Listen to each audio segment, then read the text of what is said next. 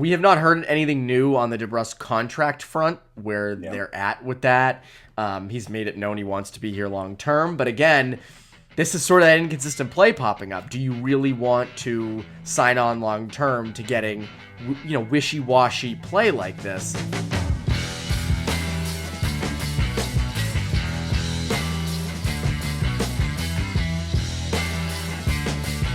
And welcome into the Bruins Beat on CLNS Media. My name is Evan Marinofsky, and today I am joined by the one, the only, the great, the magnificent, Conor Ryan. Conor, what is up? Evan, I'm doing well. How you doing? Doing great. I am fresh off a long weekend at the one and only New England Sports Center.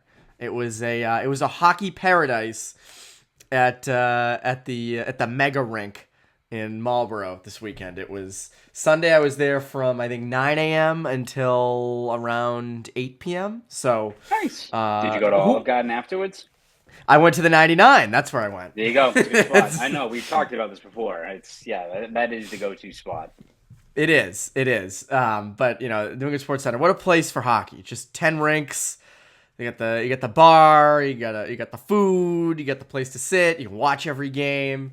So it's like the mecca of and people forget the Providence Bruins played there in the COVID season. Yes. Rink 1 was their home rink. So it was like the good old days. Remember when they thought they were going to have neutral spots for the playoffs? It was going to be Manch Vegas. Yep, that was awesome. Manchester, New Hampshire. What could have been, Evan?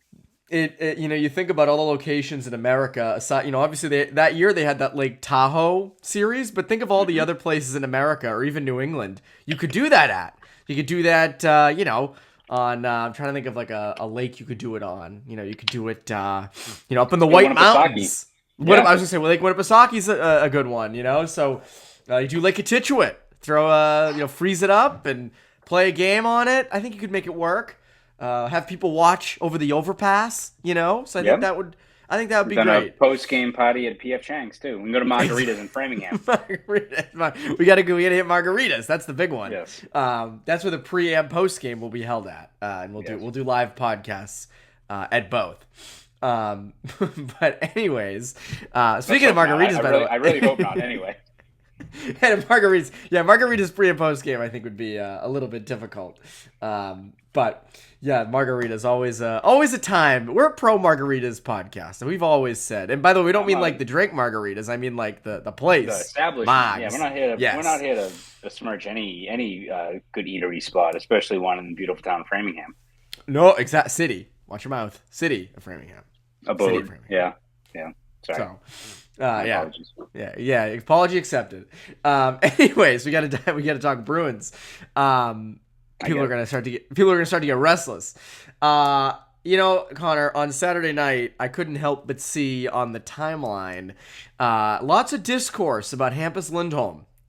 He was out there for that OT goal against, kind of missed his guy. A lot of people, 2 assists in 14 games this year.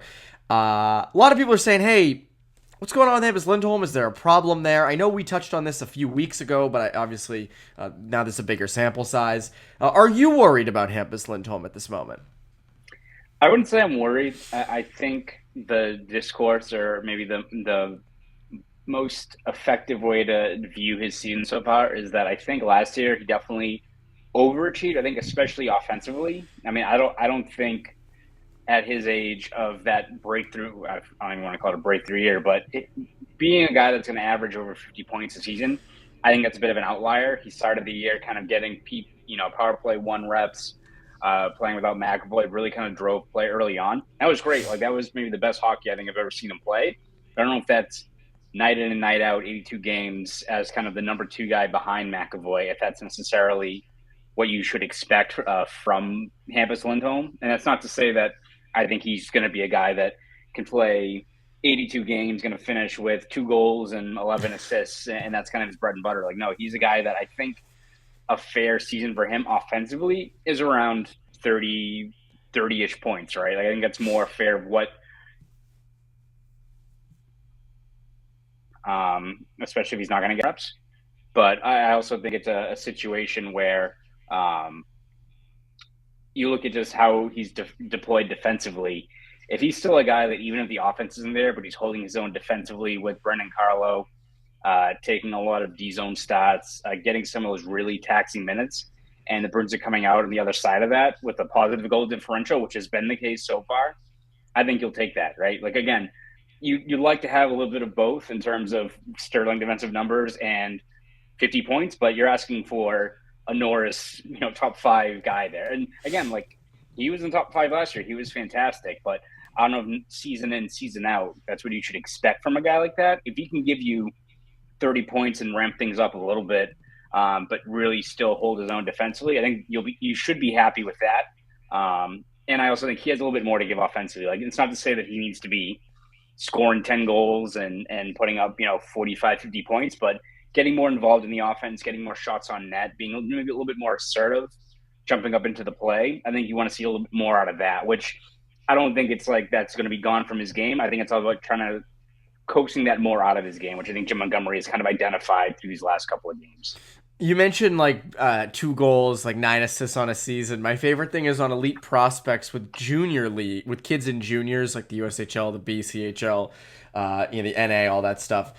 It'll say the kid's stats and then say projected, but the projections are just kind of those stats over the the rate they're at. So it'll be if a kid has 2 assists in 17 games, it'll be they're on pace for 14 assists in 0 goals in 82 games. I always find that funny. That would be Lindholm right now. I think there's a lot with Lindholm that has changed from last year just around him. I think obviously the forwards he's passing to are not as lethal. There aren't as many kind of lethal guys as there were last year. So those assists that you might get, and by the way, I thought he was more dynamic offensively to start last season. But he's also getting handed a lot more of defensive assignments this year. You saw in Montreal, the stats afterwards, he, I think, had 0 offensive zone starts, 0 offensive zone, right. Even just jumping into the play wasn't in the offensive zone. With Carlo at the moment and the past couple weeks, has been used primarily in the D zone. So his D zone number, he's playing a lot of defensive hockey. And also, by the way, from that Montreal game, I know advanced stats aren't everything, but I think he led the team in chances for percentage. His underlying numbers were good. Now, I know obviously on that OT goal, that wasn't great, and the the surface level stats like assists and goals are not great. I agree he needs to be better offensively, but I think defensively he's been pretty good. I think in the roles that he's been given, I think he's been all right. And I think again you hit on it.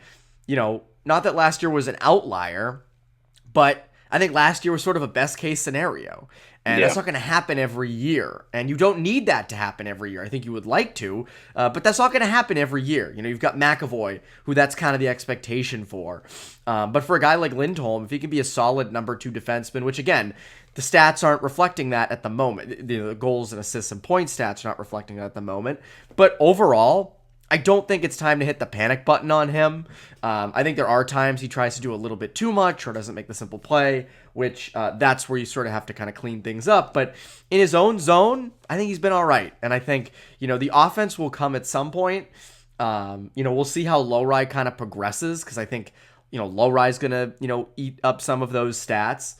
I'm not ready to, be like, he's a bust. He's not worth the money. And it's no, I feel like, overall, defensively, he's been good, which is what you need. And the offense, you're going to start to see the offense come at some point, because he's too good, and he's too good at getting shots through from the point for that not to be the case soon. Yeah, exactly. And I think he's also kind of in the spot that I think Brendan Carlo has run into this issue too, where if you're a defenseman who's getting 20 ozone time or even below that, and you're just spending a lot of the time in your own end, there's going to be a lot of tape of you either missing, having a lapse in coverage or what have you. And I think that's not to say that, you're trying to absolve these guys. And I think Carlo's been really, really strong this year. But when you're also, most of your shifts are in that spot and you're kind of dealing those taxing minutes, you're dealing with top 6 opponents night in and night out, opens the door for a lot more tape to be out there of you missed a read here, you didn't seal off, the rebound there. It can kind of snowball there in terms of if you're looking for ways to find faults in guys, hone in on the guys that have those kind of reps. 9 times out of 10, it's great. It's if you're an offensive lineman, you can stop 20 plays, 19 of them can be great, but if you lit up the sack, everyone's going to look at that. right? Like, so Michael Hurley's going to be tweeting that, and exactly. zooming in on you, So that, I mean, that is also a thing that, the way he's kind of deployed this year opens the door, I think, for more of those. If you want to comb through the tape and look at that, there's more situations like that where a guy can kind of look bad. But same with like Carlo, who I think even his detractors, I don't know if you're going to have that much to really complain about Carlo. I think he's arguably been their best defenseman out of the gate so far this season. Yes. But when you're in those spots, it does just open the door for more and more of that criticism, opportunity to have those lapses and have it kind of pay daily. So, but again, yeah, can Lindholm do a little bit more? Of course. But again, I'm not hitting the panic button yet for a guy that, again, this isn't a guy who's 22, 23. Like, he's a pretty established veteran that even if he gets back to maybe what he was before last year, that's still a damn good number 2 defenseman. The other thing is, like, I remember when they traded for him, there was a lot of talk of, he's been regressing in Anaheim for years. And I think a lot of people are sort of worried, like, oh my God, is he going back to that? Is that, was last year such an outlier in that he's still going to trend down this year?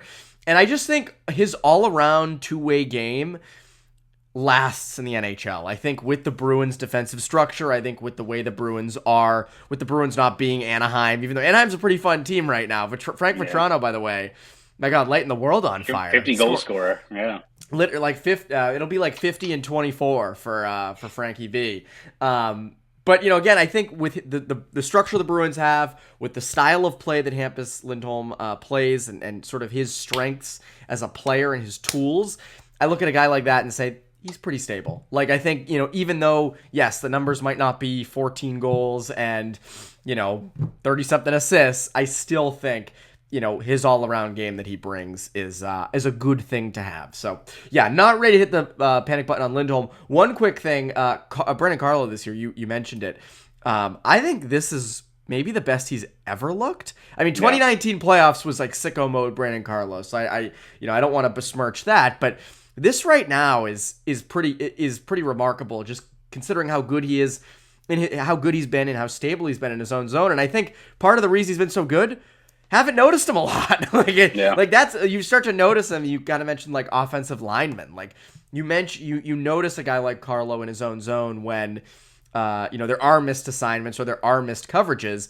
But so far this year, I mean, Carlo's been nails, and I think they've needed that bad, and they're going to need that a lot more going forward. Yeah, absolutely. And that's a contract that I think people were, maybe some of the more vocal critics were concerned about the length of it, the payout. It's looking pretty good right now for what he brings as a guy you can entrench in your top 4, lead your PK, make the smart, simple plays. Like, we're looking at what the DNA of this Bruins team is, which is rooted in elite goaltending and a really stingy defense. Having a guy like Brandon Carlo in place you can pencil in and playing at this level is a key piece of that. Oh my God, yes. Key piece. But quick, before we get to the rest of the conversation, quick word, Connor. Quick word from our sponsor. Score early this NFL season with Fanduel, America's #1 sportsbook.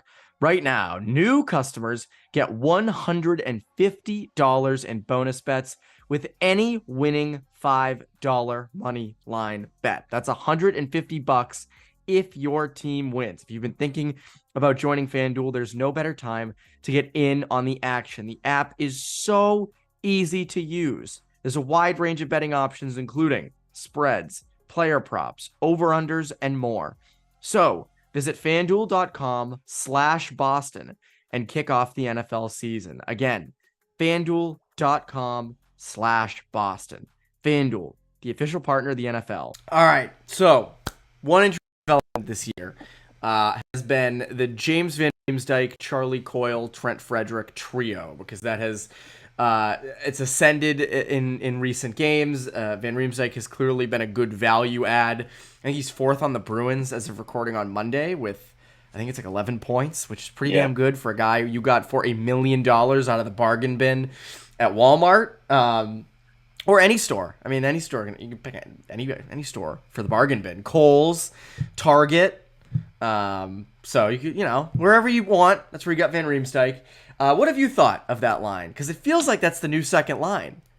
Yeah, it's really fascinating to see because I don't think there's even like a set hierarchy. And you would imagine that any line with Marchand and Pastrnak is the top line, but after that, it's kind of up for debate, right? But I think if you even want to just look past of what the different titles are, in terms of just the personnel and how they play together, if you're Jim Montgomery and you're looking for some cohesion, which has not really been the case so far this year in terms of finding a set pair, or especially just a forward trio, you got to keep Coyle, JVR, and Frederic together. I don't know what, again, we talked about this countless times before. I don't know what it is with Coyle and Frederic. It just works. It just seems like they complement each other so well. You get the most out of Coyle's game, get the most out of Frederic's game, getting him involved. And I think JVR has kind of been a perfect fit there. I mean, whether it's him, fighting for the puck down low, shielding the puck, that playmaking in front of the net, he's so good at those kind of split-second passes that if you're Frederic and you're the F3 and he's got that really, really strong shot, you can, set him up for a good look. Coyle, if he's possessing the puck and you just have another big body and JVR down there, it's not they're not like a revolutionary line in terms of how exactly they're generating offense, but they're playing smart, simple hockey. It's leading to results. And if you're the Bruins and you're still trying to find the best fit for getting this this 5-on-5 offense really rolling, I think you definitely need Coyle, Frederic, and JVR together, because that's probably been your one proven grouping so far. Like I would say, like Lucic, Beecher, and Lauko were really strong to start the year, but you only saw them for a couple of games. Like those are probably the only lines that you've seen consistently them generating not just production but energy out there. You're seeing cohesion when those guys are out there. Yeah, those three to me, like that screams a good playoff line. Yeah. Big, possess the puck, can forecheck, long ozone shifts. Smart play. All three have no problem getting to interior ice in the dirty areas. So, like, to me, that's a line that you do want to have build chemistry throughout the year, so that when you do get to the playoffs, that's a line that is hard to stop, that's hard to cover, that's hard to face, and those three sort of have that characteristic. Coyle's a really interesting one because Charlie Coyle right now is third on the Bruins in points. Quietly, 5 goals, 7 assists, 12 points. He had a hat trick the other night against the Islanders. It's interesting. For a long time, we've been saying, when is he going to start to produce? When's he going to start to produce? And again, it's only been 14 games, but still, like 12 points in 14. I know, there's a 3-goal game in there, and there's some, other ones like that, but like, he is starting to produce, and you just look at the way his all-around game is, right? We've talked about this, how good he is defensively, how good he is on faceoffs. Montgomery always starts overtime with him, and, he can play in any situation. I think the fact that now there's this production element, right, where you can put him on the power, or he's really been given the opportunity to put on the power play because of Krejci and Bergeron being gone, and he's producing. But the fact that he is producing in those spots, he's an all-situations guy, I think, and I think he's really starting to prove his worth and kind of blossoming into, again, it's been 14 games, he's really blossoming into this guy that can produce too. And I think that's so big for the Bruins because you've needed this out of Coyle for so long. Yeah, exactly. I mean, I think after that Islanders game, I want to say that he was on pace for like 80 points or something like that. Like, I don't think that's going to be the case, but what he's playing right now, and if he's going to get these more reps on the power play, he can be a guy that can give you 55, 60 points, which if I told you before the year that's what he would do, I think people would be thrilled, right? Because also, I think the most important thing and why he's really developing into a really complete player is that kind of what made him so valuable last year is still in place. Like, he's still really good on faceoffs. Defensively, he's been great with really daunting, D-zone starts. It's not like the offense is a result of him getting 70% ozone starts, or they're really trying to carve out ways for him to generate offense beyond the power play reps. Like, he's still kind of just doing what he did last year, just with more minutes, and with more minutes, more reps. If you're playing at that level, the chances are going to be there, and he's capitalized. So I think that's the most encouraging thing is you're getting, steady production from him offensively, which is the biggest question mark, but not at the risk or the detriment of his defensive game faltering. Because, again, it's going to be a work in progress all year, I think, in terms of this team getting consistent 5-on-5 offense. But you also don't want to sacrifice, getting more scoring chances, but then giving up more down the other end of the ice. Like, the most important thing is keeping the goaltending and the defensive structure intact, even if it means a couple of 1-goal games, 1-goal leads you're protecting late. Like, as long as you're sticking to your identity, that's the most important thing. But as they're trying to sort these things out, having a guy like Coyle on pace for a 65, 70-point season is huge for this team right now. Huge. And it goes back to a thing we said in the offseason. You said this a bunch. And it's that the Bruins are the Moneyball Bruins right now on offense. If you can, replace Krejci and Bergeron's production with Coyle and Zacha, one person getting 45 to 55 points and the other getting, 55 to 65, you're in business. That's not a bad, and like I said this a bunch in the offseason, it's not crazy to think, either one of Zacha or Coyle could do either one of those things. And it feels like both are sort of, at least as of right now, on pace for that. And they're 11-1-2. They're okay. Again, Montreal's performance the other night wasn't great. The two overtime losses against Montreal and Anaheim have not been good. And obviously there was a loss to Detroit. But like for the most part, those guys have held their own. And I think that that's very, very encouraging. Go like JVR.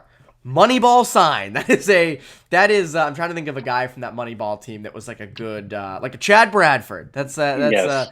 that Scott movie. Yeah, Scott Hatteberg. That's the perfect one. That movie. If you watched that movie and didn't know anything about that team, you would think that team was just like Chad Bradford, Scott Hatteberg.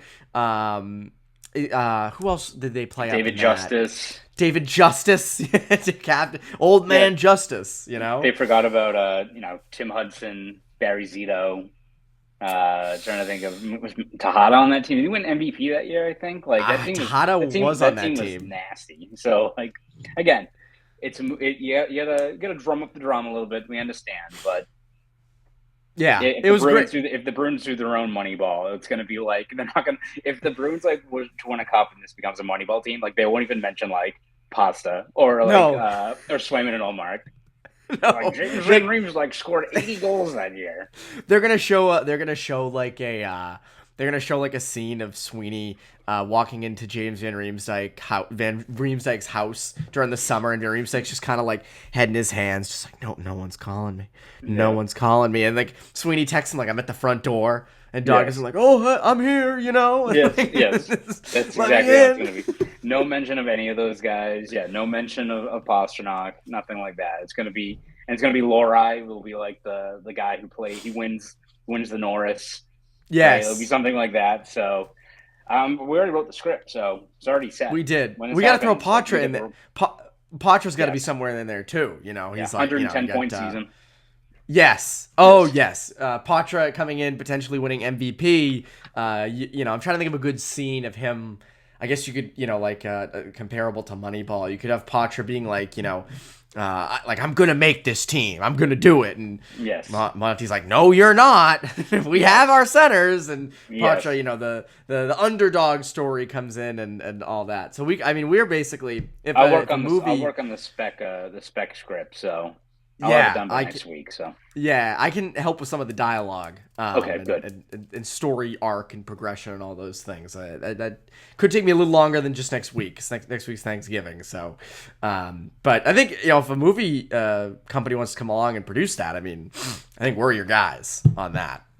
So just saying. If they win the cup, that's all that matters. Quick break in the action to tell you about our delicious friends over at HelloFresh. With HelloFresh, you get farm fresh, pre-portioned ingredients and seasonal recipes delivered right to your doorstep. Skip trips to the grocery store and count on HelloFresh to make home cooking easy, fun, and affordable.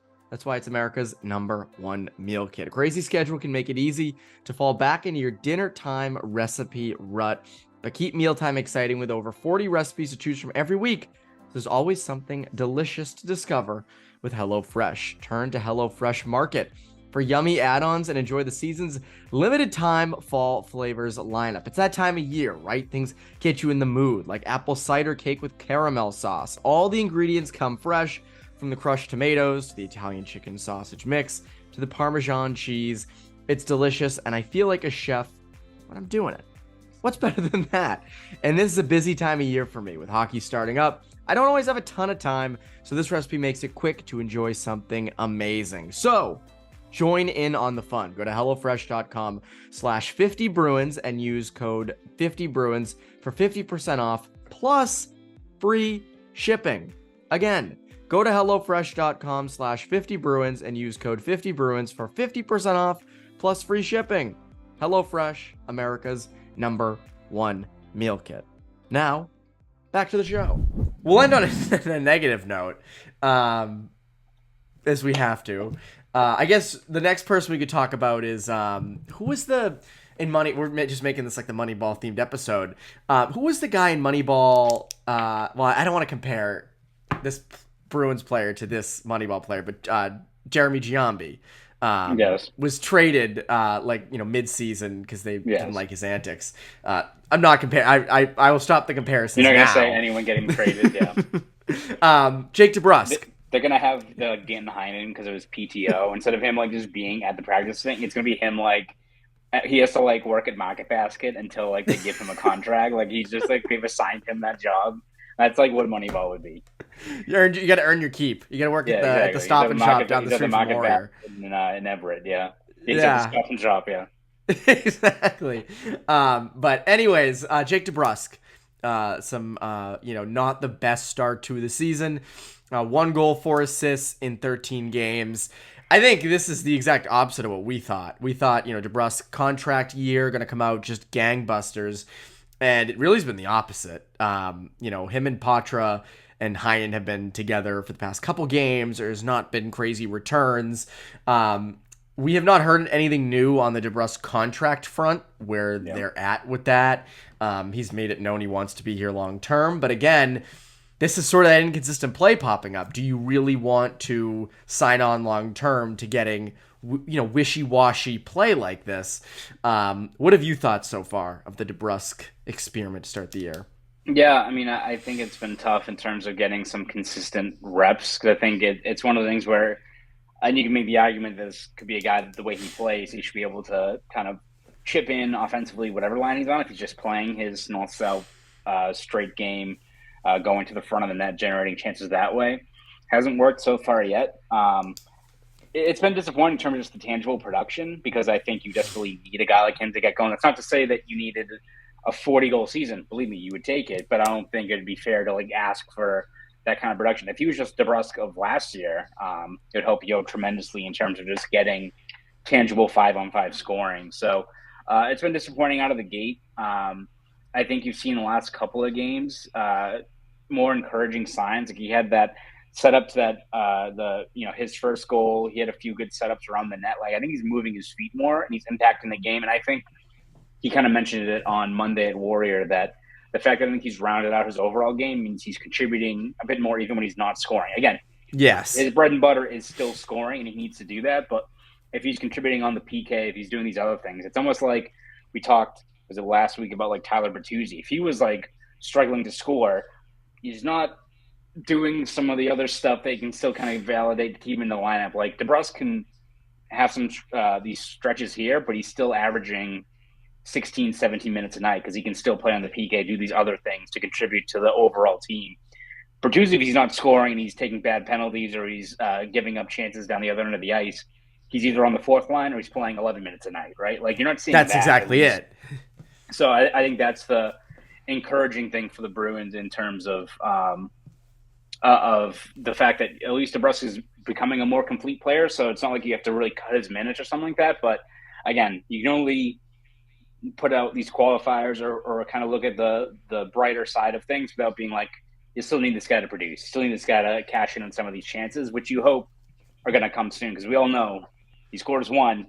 Generally, that starts kind of that deluge of scoring, which you desperately need from him right now.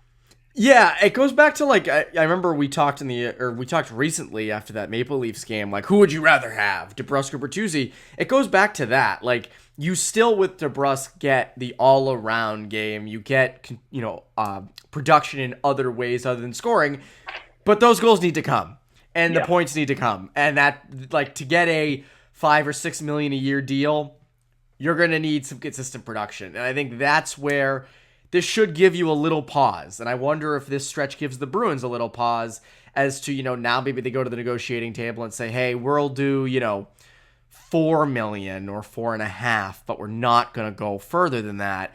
And if the DeBrusk camp says we are not taking anything under $5 million, then you've got to make a decision there because he would get you something. The other problem is if he continues to not really produce and be inconsistent, is he going to get you all that he could at the deadline? That's the other problem. So him not producing is the kind of double-edged sword there. or it's really just bad in general. It's not a double-edged sword. It's just terrible. It hurts everybody involved. But again, I think that inconsistency, I wonder how much that gives the Bruins pause. But again, we'll see in the coming weeks. It'll be a storyline to follow. That's for sure. Speaking of things to follow, Connor, what can people look forward to from you over at Boston.com and the Boston Globe? Yeah, we'll have you covered throughout this season, whether it's game recaps, columns, features, breakdowns, you name it. We'll have everything over at Boston.com, so please read my stuff over there, as well as Patriots, Celtics, everything else from the rest of our great staff over there. Even if Patriots are not doing well, but there's plenty to talk about with that team throughout this season. So it's not great, but we have you covered every step of the way over there, so please read our stuff over at Boston.com. And if you want to follow me on Twitter, you can at Conor Ryan _93. I thought you were going to say, please follow my stuff, or please read everybody else as long as you read mine. But then you're corrected to say that there's a lot of other great stuff. Patriots right now. God. It's not great. Oof. It's not great. Yeah. Oh, my God. What a waste of time that team is. I tell you, you got to keep losing. You can't keep winning. Not keep winning. You can't win. Giants game in 2 weeks, lose. That might be the most important game of the year is against the Giants' third string quarterback. Please, put Will Greer out there. Put me. Put you. Put whoever. Yes, Malik Cunningham. I don't want to get hurt, but yeah. Well, okay, all right, that's fair. We need our hands to type. Trent Brown in as quarterback. Yes, need it. He'll see. He can see over the line. That's for sure. It's true. That's true. So, anyways. That's Conor Ryan. I'm Evan Marinofsky. You Bruins Beat listeners, have a great rest of your week.